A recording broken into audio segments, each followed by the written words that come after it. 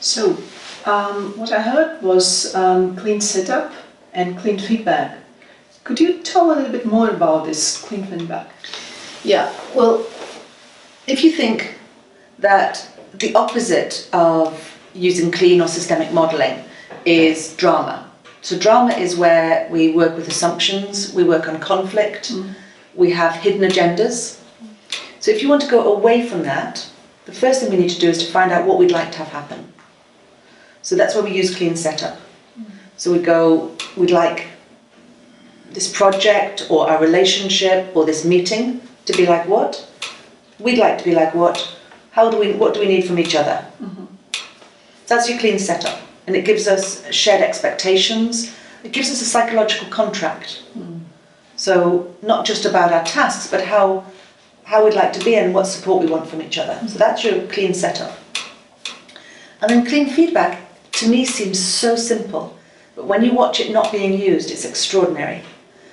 All you need to do with clean feedback is separate evidence from inference from impact. So, and it doesn't matter whether the feedback is positive or negative. So if I was to say to you, I really appreciate the way you've dressed.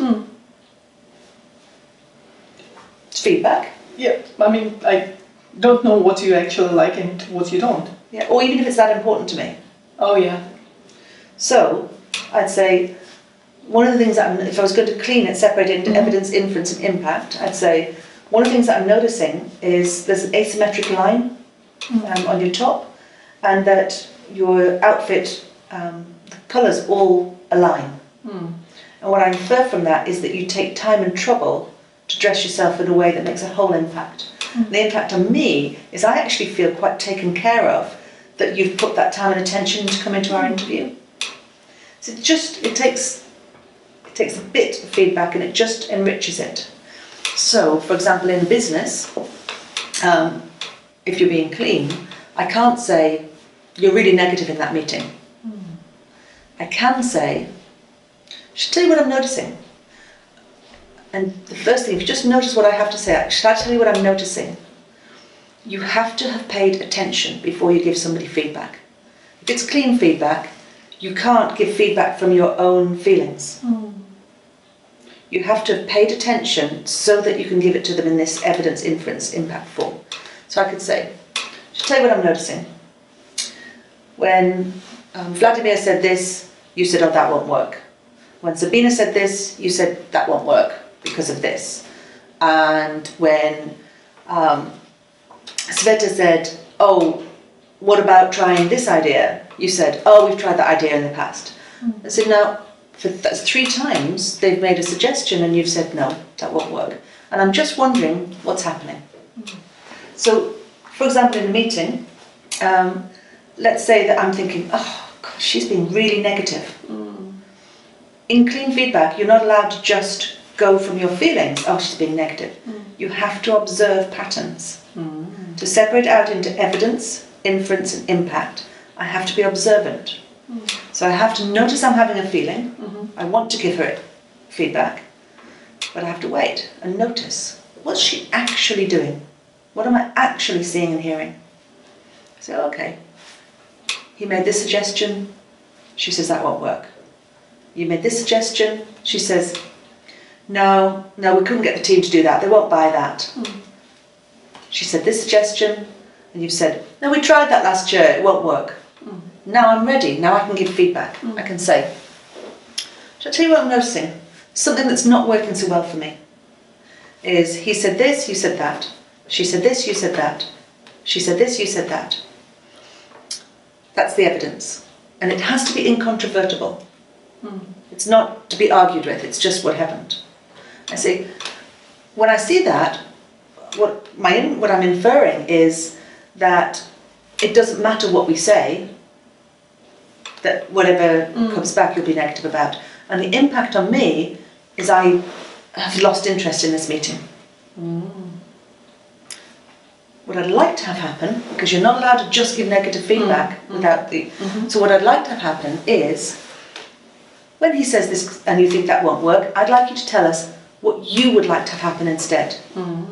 When Sabina makes a suggestion and you say, oh no, the team won't buy that, I'd like us to ask you, and when the team won't buy that, what needs to happen? What should we do instead? So that each piece of negativity, each thing that won't work, is moved to what will work. That's what I would like to see in here. And the inference for me is that that means that we are moving from problems to outcomes. And the impact for me is I'll feel like, yeah, this is a team that I would go the extra mile for, as opposed to this is a team I don't really want to be with. And what would lead you to observe instead of just going into your emotions? The first thing, the simplest thing is if your team has a rule. If we say the rule here is you are only allowed to give feedback that's evidence-based. The rules are really useful for making me shut up. Oh, I just want to say, she's so negative. No, pay attention. What specifically is she doing? And the number of times I wanted to give negative feedback, but I paid attention first, and then I realised that actually they weren't doing anything wrong. It was me that was frustrated or me that was tired. And actually I haven't really got any feedback to give them. And I think that's important as well. Teams often, they want to give feedback, but actually there isn't feedback to give. They just need to settle themselves down and then say what they would like instead. So for me it sounds like it gives a possibility to be very economic about your own efforts to be put into it. Yes, it's about efficiency. Efficiency, yeah. So not to do anything that somehow works out anyway. Yeah, and also not to say something which creates drama when there was no need for. So a little pause. Yeah. Okay, so the rules. And is there anything else on the top of the rules that could help you to avoid just jumping into the emotional reaction? A clean setup about what you would like from the meeting, but also nothing beats some plain, old-fashioned, clean modelling. Find out what do you like at your best, what do you like at your worst, you're like what. Get a model for it, understand your colleagues' models, because then you'll see where their behaviour is coming from. You'll understand each other. That makes... Then you don't give false feedback.